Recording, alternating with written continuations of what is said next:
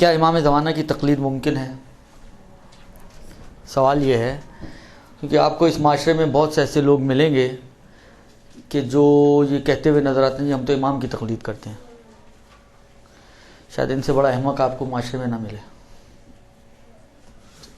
اس کی تقلید کرتے ہیں جس تک رسائی نہیں ہے، اور جن تک رسائی ہے ان کی تقلید کرنے کے لیے تیار نہیں ہے. درست؟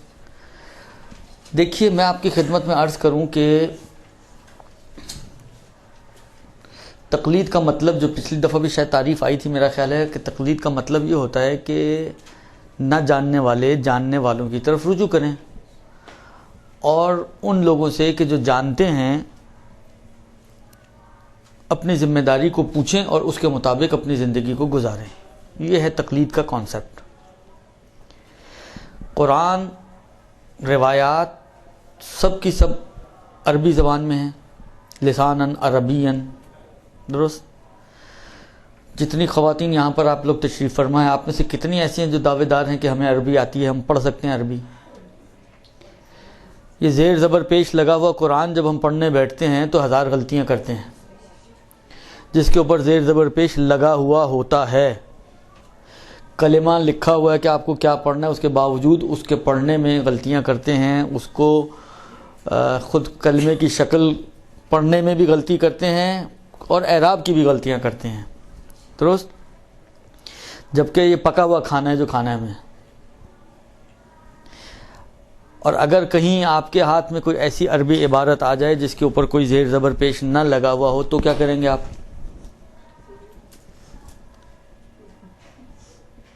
نہیں کچھ ہو سکتا نا، ہماری اپنی زبان نہیں ہے. اچھا، یہ آپ گھبرائیں نہیں، یعنی اگر آپ نہیں پڑھ سکتی ہیں تو یہ نیچرل چیز ہے.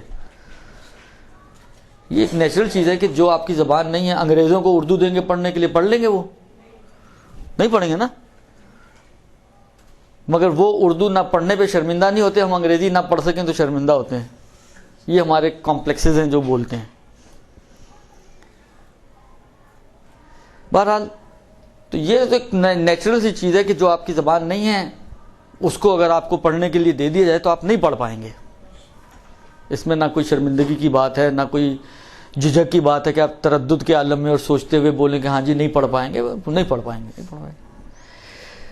تو یہ جو فقہا حضرات ہوتے ہیں، ان کی جب پڑھائی شروع کرتے ہیں تو ابتدا کے تقریباً 3 سال کے لگ بھگ ان کو صرف عربی گرامر پہ مہارت دلوائی جاتی ہے، کیونکہ ہماری جو اصل کتابیں ہیں، مدر بکس جو ہیں، ان میں سے کسی پہ اعراب نہیں لگے ہوئے ہوتی، ان کو خود اپنی مہارت سے لگانے ہوتے ہیں. درست؟ اب جو کتاب آپ نہیں پڑھ سکتی ہیں قرآن، جو کتاب آپ نہیں پڑھ سکتی ہیں سنت، تو اس میں سے آپ کیسے اپنی ذمہ داری کو نکال سکتی ہیں؟ اور خدا نے ہمیں بغیر ذمہ داری کے چھوڑا بھی نہیں. آپ یہ کہیں کہ جی جب نہیں نکال سکتے تو ہماری تو کوئی ذمہ داری نہیں ہے، ایسا بھی نہیں ہے. یعنی اس کے باوجود کہ ہم نہیں نکال سکتے ہیں، پروردگار عالم نے ہمیں ذمہ دار ٹھہرایا ہے بہت ساری چیزوں پہ. ڈوز اینڈ ڈونٹس ہماری گردن پر رکھے ہیں. نہ جاننا عذر نہیں مانا. نہ جان آپ کہیں جی مجھے نہیں معلوم تھا، جبکہ آپ معلوم کر سکتے ہوں، تو اس نامعلوم ہونے کو عذر نہیں شمار کیا شریعت نے. خوب، اب آپ کے پاس 2 طریقے ہیں. یا تو آپ خود جاننے والی بن جائیں، یا آپ جس طرح دوسرے موارد میں جہاں پر آپ خود نہیں جان رہے ہوتے دوسرے جاننے والوں کی طرف رجوع کرتے ہیں، آپ یہاں پہ بھی وہی کام جو آپ کی طبیعت کے مطابق ہے، جو آپ کی عقل کے مطابق ہے، اسی کو اپنائیں. بھئی آپ میں سے کتنے ہیں جنہوں نے میڈیکل سائنس پڑھی ہے؟ کوئی ڈاکٹر ہے آپ میں؟ ایک ہی ہیں. خوب، اب یہ ایک اکلوتی ڈاکٹر ہیں، باقی سارے تو ڈاکٹر نہیں ہیں. اب کسی کو بیماری لاحق ہوگی تو وہ کیا کرے گا؟ وہ ڈاکٹر کے پاس ہی جائے گا نا، یا کتابیں کھول کے بیٹھ جائے گا. انگریزی میں چلیں جی اس کی ٹرانسلیشن کروا لی. ٹرانسلیشن بھی کروا کے کیا سمجھ پائیں گے آپ؟ بہت سے لوگ جو فن خوان ہوتے ہیں اور اپنے آپ کو افلاطون زمانہ سمجھتے ہیں، وہ ٹرانسلیشنز کے اوپر کام چلا رہے ہوتے ہیں، جبکہ ٹرانسلیشنز کے اندر پہلی چیز تو یہ کہ ٹرانسلیشن صحیح ہوئی ہے یا نہیں ہوئی ہے یہ ایک معلوم نہیں ہوتا. اور بہت سی جگہ پہ ٹرانسلیشن بہت ایکوریٹ ہوتی بھی نہیں ہے، کیونکہ بعض چیزیں عربی زبان کی وہ جب اردو زبان میں آتی ہیں تو وہ لطائف جو عربی زبان میں ہیں وہ نہیں ٹرانسلیٹ نہیں ہو پاتے ہیں، ان کو آپ ٹرانسلیٹ کر بھی نہیں سکتے ہیں۔ آپ نے 2 + 2 4 والا کام کرنا ہے، وہاں پر بعض اوقات 2 + 2 4 نہیں ہو رہا ہوتا، 2 + 2 کے اندر کچھ اتنی چیزیں چھپی چھپائی اس کے اڑوس پڑوس میں ہوتی ہیں کہ نتیجہ 5 نکل رہا ہوتا ہے، آپ 4 نکال رہے ہوتے ہیں، اس لیے کہ آپ صرف 2 + 2 کو دیکھ رہے ہوتے ہیں، وہ جو اس کے اطراف میں چھپی چھپائی چیزیں ہیں وہ آپ کی نظروں سے اوجھل ہوتی ہیں۔ درست؟ خلاصہ کلام یہ کہ یہ مشکل ہے ہماری، اس کا حل ایک فطری ایک عقلی حل یہی ہے کہ آپ کو اگر نہیں معلوم، جس طرح میڈیکل سائنس میں اگر میں بیمار ہو جاتا ہوں میں ایک ڈاکٹر کی طرف رجوع کرتا ہوں، خب یہاں پہ بھی آپ کا کمپیوٹر خراب ہو جاتا ہے، آپ کا لیپ ٹاپ خراب ہو گیا، آپ کا موبائل خراب ہو گیا، اب تو موبائل سب سے زیادہ یوز ہوتا ہے، آپ خود کھول کے بیٹھ جاتی ہیں۔ کیا کرتے ہیں آپ؟ جو سروس سینٹرز ہیں وہاں پہ ہی بھیجتی ہیں نا، یا جہاں سے خریدا ہوگا اس کے پاس لے جائیں گے کہ بھائی یہ تو چل ہی نہیں رہا، یہ تو ٹھیک کروا کے دو، یا جو بھی ہے بہرحال پلس مائنس، خود آپ نہیں کم سے کم کھولیں گی، اتنی جرت آپ نہیں کرتی ہیں۔ ایک اتنے سے موبائل کے لیے آپ اتنی سینسیٹیو ہیں کہ اتنی جرت نہ کریں کہ خود سے کھول کے بیٹھ جائیں، مگر دین کے لیے ہم لوگ اتنے سے بھی سینسیٹیو نہیں ہیں، اس کا خود ہی پوسٹ مارٹم کرنے کی کوشش کرتے رہتے ہیں۔ درست؟ تو یہ ایک بہت ہی نیچرل سی چیز ہے کہ آپ جو ہے ایک جاننے والے کی طرف رجوع کریں۔ خود قرآن نے بھی کہا ہے کہ کیا ہے وہ آیہ مبارکہ، وہ والی اتنی مشہور آیت ہے وہ ذہن سے نکل گئی، فاسألوا اہل الذکر ان کنتم لا تعلمون۔ فاسألوا اہل الذکر، یہ مجھے لگتا ہے حافظ ہیں، آپ اگر ڈاکٹر ہیں تو یہ بھی کچھ ہیں۔ فاسألوا اہل الذکر، احسنت، فاسألوا اہل الذکر ان کنتم لا تعلمون، اگر تم نہیں جانتے تو جاننے والوں کی طرف رجوع کرو، خوب قرآن نے کہا ہے۔ خوب اصل جاننے والے، اس میں کوئی شک نہیں ہے کہ اگر کوئی حقیقتاً کوئی جاننے والا اس کائنات میں موجود ہے تو وہ امیر المومنین علی ابن ابی طالب اور ان کی طاہر اور طیب اولاد ہے۔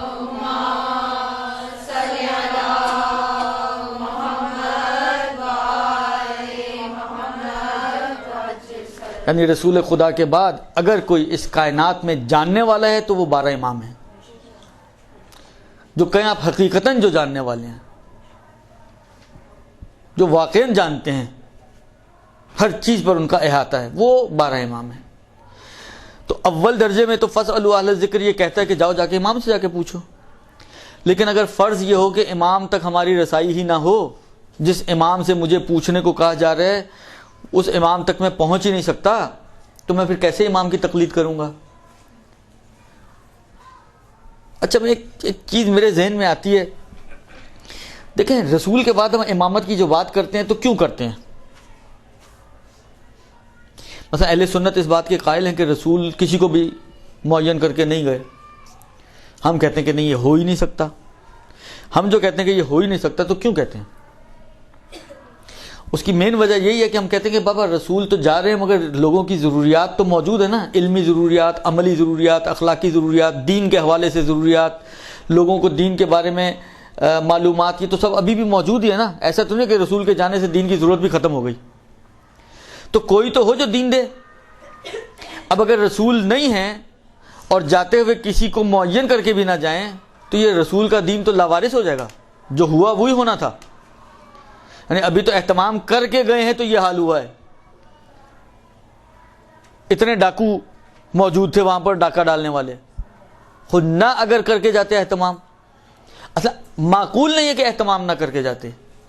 سب سے زیادہ دین کا درد اگر کسی شخص کی دل میں ہوگا تو وہ رسول کے علاوہ کون ہو سکتا ہے، جس نے اتنی مشکلات، اتنی مشقتیں، اتنی صعوبتیں اٹھائی ہیں اس دین کو لوگوں تک پہنچانے کے لیے، اور پھر کہیں جا کر خطبہ غدیر میں اس مقام تک پہنچے کہ میں نے تمہیں تمام حلال و حرام پہنچا دیے یا نہیں پہنچائے؟ سب نے کہا بلا یا رسول اللہ، یعنی کلیات حلال و حرام۔ اب اس دین کو لاوارث چھوڑ کے چلے جائیں رسول اس دین کو چھوڑ دیں، ان لوگوں کے حوالے کر دیں کہ جو پنجے تیز کر کے بیٹھے ہوئے کہ رسول جائیں تو پھر ہم اپنا کام شروع کریں دوبارہ سے۔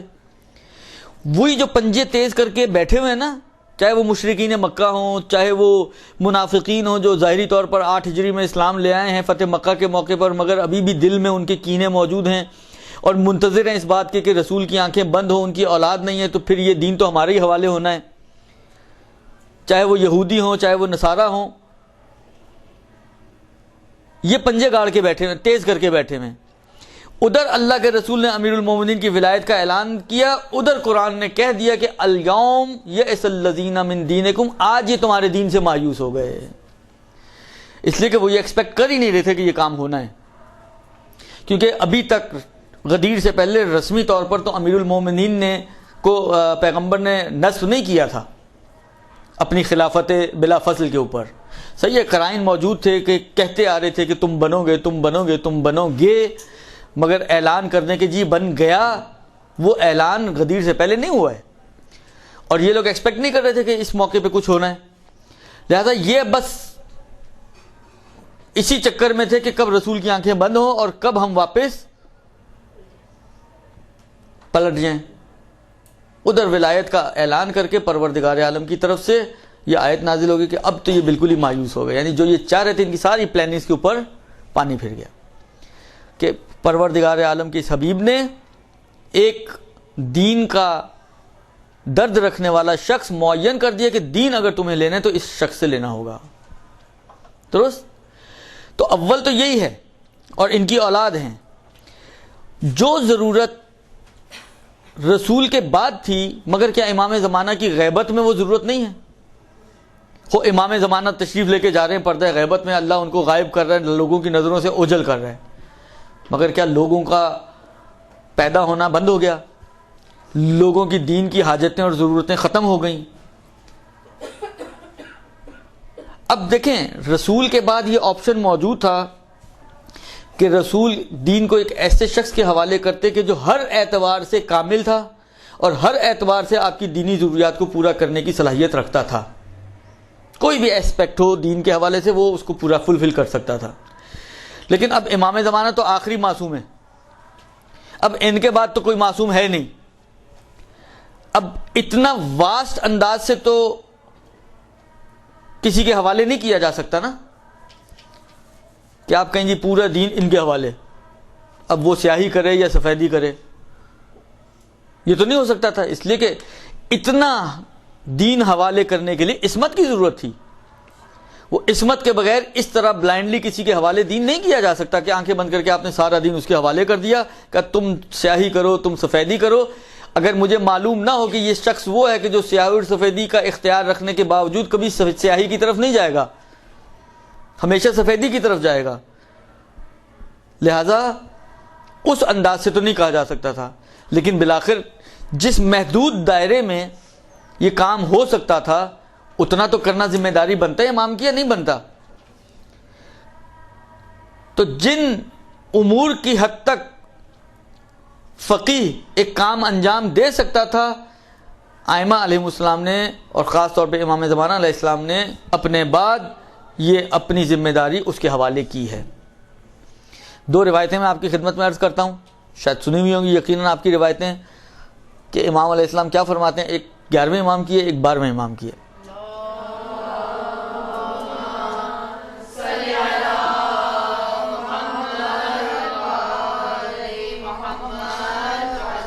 گیارہویں امام کی مشہور روایت ہے، فرماتے ہیں کہ من کان من الفقہاء سائنا لنفسہ حافظا لدینہ مخالفا لہواہ مطیعا لامر مولاہ فللعوام ان یقلدوہ. جس فقی کے اندر یہ چار کوالٹیز پائی جائیں، حافظ سائنا لنفسہ اپنے نفس کو گناہوں سے بچانے والا ہو، حافظا لدینہ اپنے دین کا حفاظت کرنے والا ہو، مخالفا لہوا ہو اپنی خواہشات کا تابع نہ ہو، مخالف ہوا خواہشات نفسانی کی مخالفت کرنے والا ہو، مطیعا لامر مولا ہو اور خدا کے اور مولا کے احکام کا پابند ہو، ان کی فرمان برداری کرنے والا ہو. فللعوام ان یقلدوہ، تو عوام کو چاہیے کہ ایسے فقیہ کی تقلید کریں.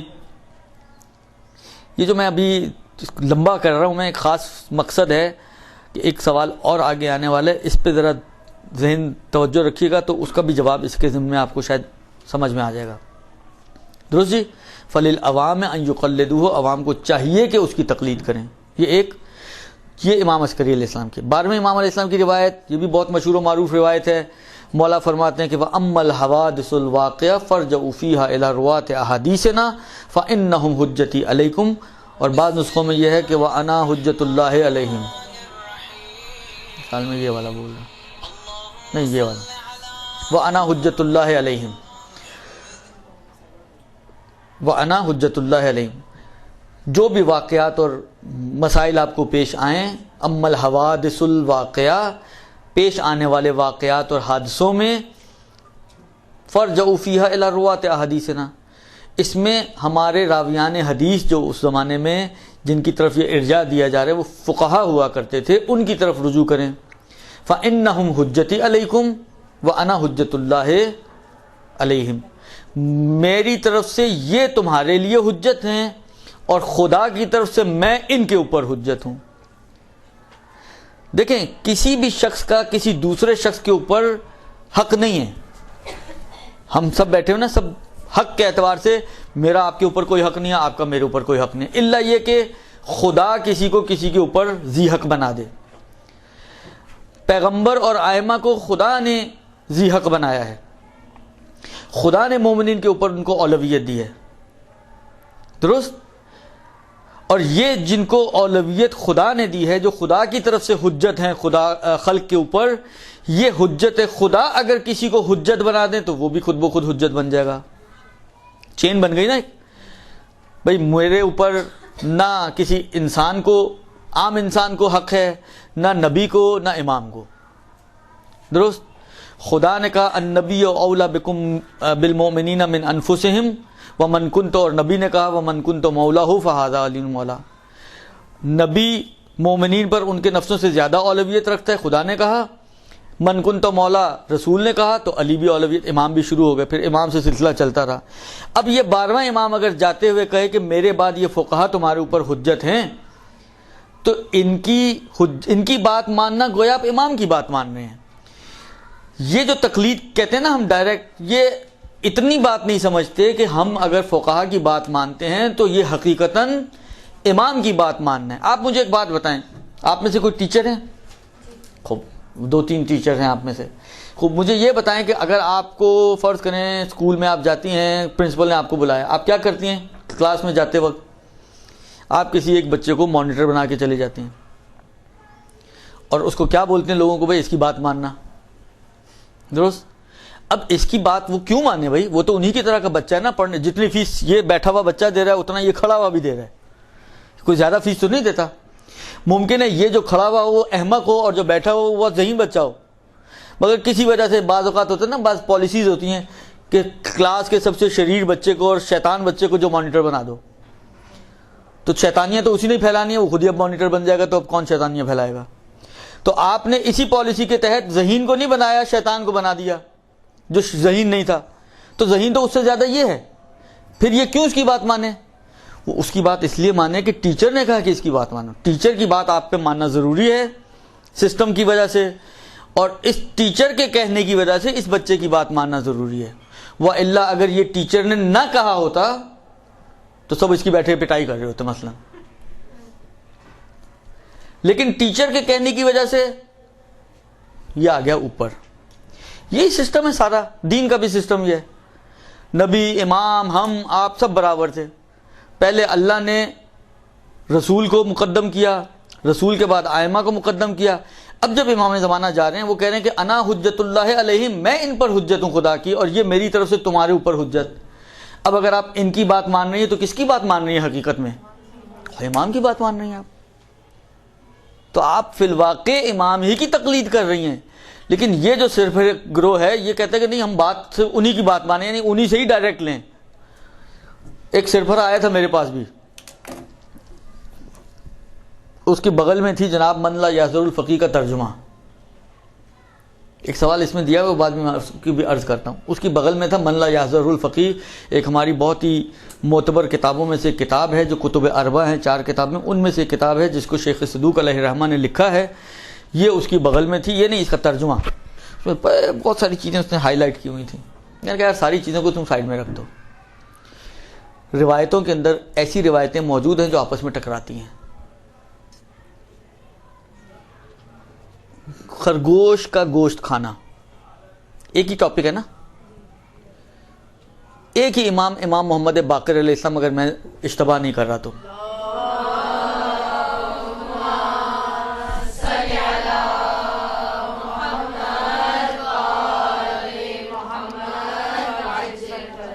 ان سے پوچھا ایک شخص نے آ کے, جی گوشت کھانا کیسا ہے؟ امام نے کہا کھا لو. دوسرا اسی امام کے پاس آیا, ابھی تو زمانہ بھی چینج نہیں ہوا اور امام بھی چینج نہیں ہوئے, پوچھا کیسا ہے؟ کہتے ہیں نہ کہو, حرام ہے کھانا. اب مجھے یہ بتائیں, جو بغل میں یہ منلا یاسر الفقی, اس سے میں نے پوچھا تم یہ بتاؤ اس میں آپ کھاؤ گے یا نہیں کھاؤ گے, کرو گے کیا؟ امام تو دونوں باتیں کر رہے ہیں, کہہ رہے ہیں کھا بھی لو, کہہ رہے ہیں نہیں بھی کھاؤ. کوئی جواب نہیں اس کے پاس. لیکن مسئلہ یہ کہ مرغے کی ایک ٹانگ ہوتی ہے یا دو, یہ تو ماننے کے اوپر ڈپینڈ کرتا ہے. نہیں مانے تو وہ ایک ٹانگ کا ہے. اگر آپ اصرار شروع کر دیں مرغے کی ایک ٹانگ ہے تو 10 لوگ آپ کو 2 دکھا رہے ہوں گے نا, آپ کہیں گے نہیں ایک ہی ہے, اس لیے کہ آپ کو ماننا نہیں ہے. اب مسئلہ یہ ہوتا ہے کہ الا ماشاء اللہ, بالکل شیخ اعظم انصاری کی ایک کتاب ہے مقاصد, اس کے 3 حصے ہیں. پہلے حصے میں انہوں نے بالکل ابتدائی صفحوں پر 2 روایتیں نقل کی ہیں جو اسی طرح آپس میں ٹکرا رہی ہیں. روایتیں ہیں فضلہ کی خرید و فروخت کے بارے میں, آیا فضلہ بیچا جا سکتا ہے نہیں بیچا جا سکتا. ایک میں کہا امام نے حرام ہے اس کا کمائی, ایک میں کہتے ہیں کوئی حرج نہیں. اب بالآخر آپ کیا مانیں گے, اس کو حرام مانیں گے یا حلال مانیں گے؟ حرام و حلال تو جمع نہیں ہو سکتا نا, آپ کہیں حلال بھی ہے اور حرام بھی ہے, یہ تو نہیں ہو سکتا. ہم کہیں اگر فرض کرو 1 کلو آپ نے بیچنا ہے تو ½ کلو حرام ½ کلو حلال, بالآخر یہ حلال ہے یا حرام ہے, دونوں چیزیں قابل جمع نہیں ہیں. اب ان احمقوں سے بندہ پوچھے کہ تم کرو گے کیا, یہ بغل میں تو لے کے گھوم رہے ہو, کیا کرو گے اس موقع پہ؟ کوئی جواب نہیں ان کے پاس, لیکن ماننا بھی نہیں, ہم تو امام سے لیں گے. الا ماشاء اللہ, میں نے کہا نا یہ تو میں نے صرف 2 مثالیں آپ کی خدمت میں عرض کی ہیں. بے تحاشا موارد آپ کو ایسے ملیں گے کہ جہاں پہ روایتوں میں ٹکراؤ موجود ہے. کہیں ٹکراؤ ایسا ہے کہ بالکل جس کو بقول ایرانیوں کہتے ہیں شاخ بے شاخ, جیسے 2 بکرے لڑ لو نا, بالکل سامنے ٹکروں کی ٹکر پہ. بعض ایسا ہے, بعض کسی اور انداز میں ہے, بعض میں آپ کچھ پلس مائنسز کر پاتے ہیں, بعض میں نہیں کر پاتے ہیں. بالآخر کیا کرے گا انسان ان موارد میں جہاں پر یہ مشکلات کھڑی ہوں گی؟ پھر امام کیا کریں گے؟ کون سے امام سے یہ مدد لے گا جا کے؟ کون سے امام کی تقلید کرے گا؟ اگر کہیں 5ویں اور 6ٹھے امام کی بات ٹکرا جائے تو کون سے امام کو لے گا؟ باپ کو لے گا, بیٹے کو لے گا, کس کو لے گا؟ یہ مشکلات تو ہیں. تو ایک چین اور ایک سسٹم بنایا ہے خود اہل بیت علیہم السلام نے, اور وہ سسٹم یہی ہے کہ ہم جب پردہ غیبت میں ہیں تو تمہاری ذمہ داری یہ ہے کہ تم ان کی طرف رجوع کرو. ہم تک تو نہیں پہنچ سکتے, لیکن جن تک پہنچ سکتے ہو, جن فقہا تک تمہاری رسائی ہے, جن فقہا تک تم پہنچ سکتے ہو, اپنا دین ان سے لو. اور یہ جو بات ہے یہ ائمہ کی زندگی میں بھی ہوتی رہی ہے. میں 1-2 مثالیں آپ کی خدمت میں عرض کروں. یونس ابن عبد الرحمن, ایک شخص نے آ کے کہا, دور دراز سے آیا مولا کے پاس, مولا میں اتنی دور ہوں. مثلا وہی والی بات ہے, آج کل کا تو زمانہ نہیں ہے کہ آپ ایک دن میں 10 مرتبہ کسی آقا کو فون کر لیں اور اپنے مسئلے حل کروا لیں, یا 10 دفعہ ایک ہی کو نہ کریں, 10 آقاؤں کو فون کر لیں تو اپنے مسئلے حل کروا لیں. جب یاد آیا آپ نے فون کر دیا, ٹائم بھی نہیں دیکھا کہ کیا ٹائم ہوا, کرنا چاہیے یا نہیں کرنا چاہیے, مناسب ہے یا نامناسب ہے, بغیر دیکھے آپ لوگ کال کر دیں, اور کرتے بھی ہیں, درست. لہٰذا لیکن اس زمانے میں تو یہ اویلیبلٹی نہیں تھی ائمہ کے زمانے میں. وہ آ کے کہتا ہے کہ مولا میں ہر مسئلے کے لیے آپ کے پاس پہنچ نہیں سکتا ہوں. ہمارے علاقے میں یونس ابن عبد الرحمن ہے جو آپ کے اصحاب میں سے ہے, راویان حدیث میں سے ہے. افا یونس ابن عبد الرحمن ثقۃ ناخذ معالم دینی, آیا یونس ابن عبد الرحمن قابل بھروسہ انسان ہے, میں اس سے اپنا دین لے سکتا ہوں؟ امام نے کہا نام لے سکتے ہو. یہ تقلید نہیں ہے مگر کیا, یہ جو یونس ابن عبد الرحمن ہے یہ کیا بتائے گا؟ اپنا مسئلہ بتائے گا, قیاس تو نہیں کرے گا نا. ابو حنیفہ تو نہیں ہے, یہ اصحاب خاص میں سے ائمہ کے. آپ خود سوچیں کہ ایک امام اس کے اوپر بھروسہ کر رہے ہیں, کہہ رہے ہیں ہاں اس سے اپنا دین لے سکتے ہو. زرارہ ابن آیون, کسی نے آ کے امام سے پوچھا, کہا اس الحاظ شخص, اس شخص سے جا کے سوال کرو, اور زرارہ کی طرف اشارہ کیا.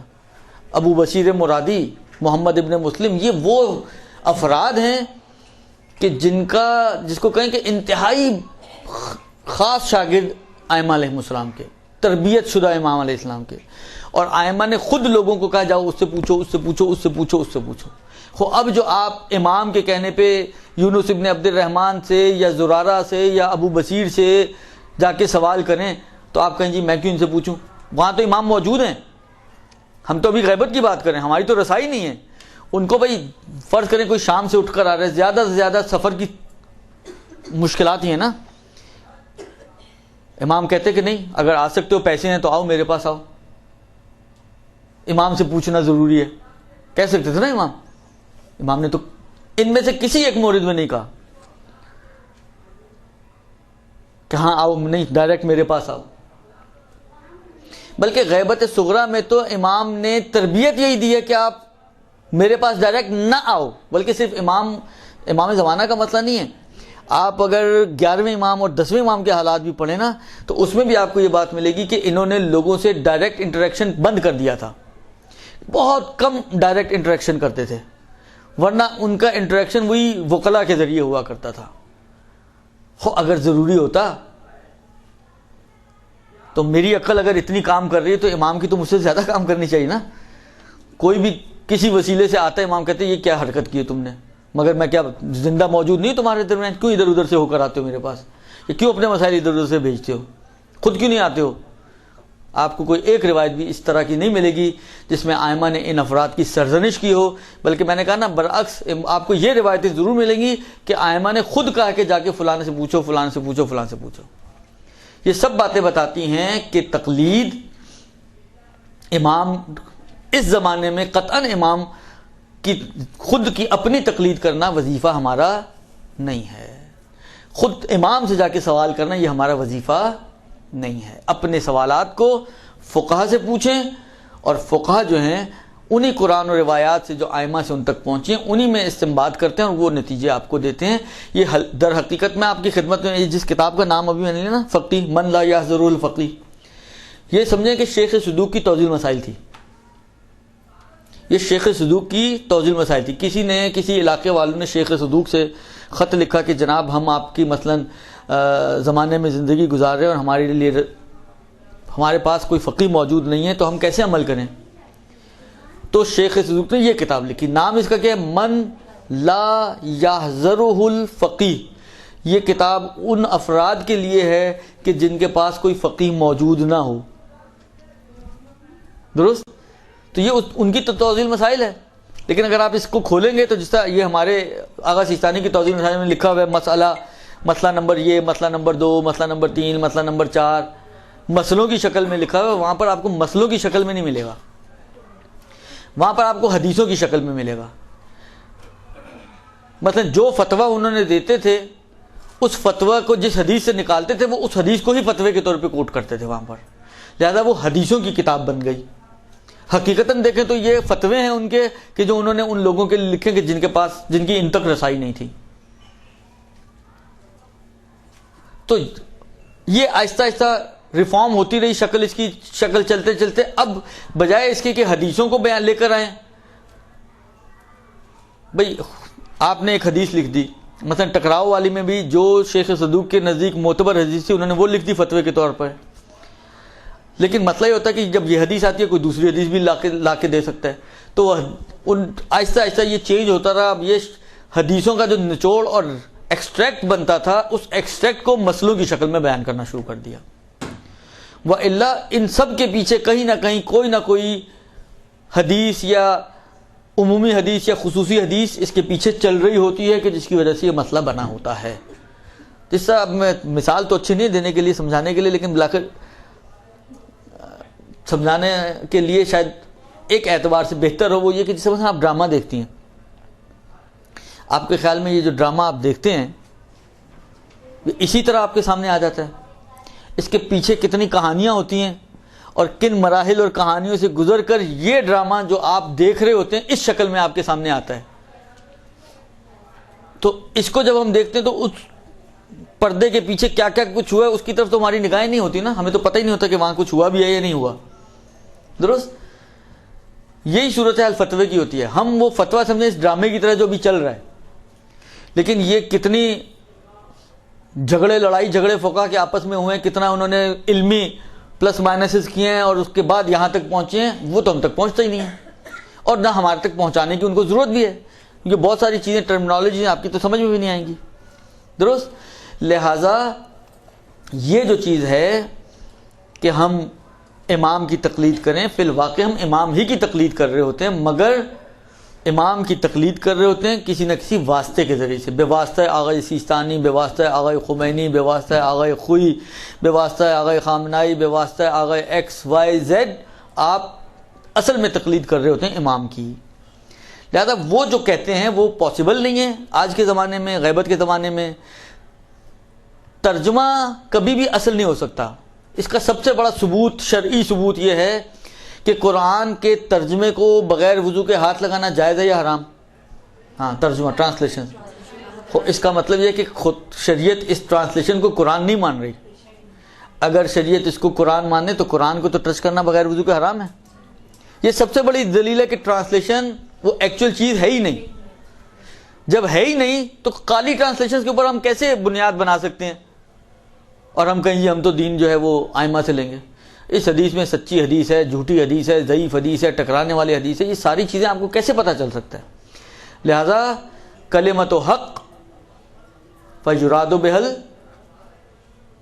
باطل، امیر المومنین نے صفین کے میدان میں کہا تھا جب قرآن نیزے پہ بلند کیا گیا تھا اور کہا گیا تھا کہ جی ہم حکم خدا کا صرف مانیں گے اور فیصلہ قرآن کرے گا، تو امیر المومنین نے کہا تھا کلمۃ الحق، بات صحیح کر رہے ہیں، یہ قرآن کا ہی فیصلہ ہونا چاہیے، مگر یہ گمراہ کر رہے ہیں، باطل کا ارادہ کر رہے ہیں.